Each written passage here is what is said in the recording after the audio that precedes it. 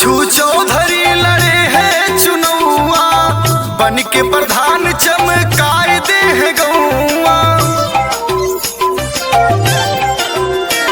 शहाबुद्दीन लड़े हैं चुनौआ, बन के प्रधान चमकाए दे है गौआ। मांग तारे वोट घूम घूम पूरा गौआ में, मांग तारे वोट घूम घूम पूरा गौआ में। चाची अब की जीताई दा चुनौआ में, अच्छू चौधरी के अब की चुनौआ में। नया जोश, नया चेहरा, नई उमंग के साथ ग्राम पंचायत टेमा रहमत से इस बार अपना प्रधान सिर्फ और सिर्फ शहाबुद्दीन उर्फ अच्छू चौधरी को बनाना है। ग्राम सभा टेमा रहमत में विकास से विकास लाना है और विकास की रफ्तार को आगे लेकर के जाना है।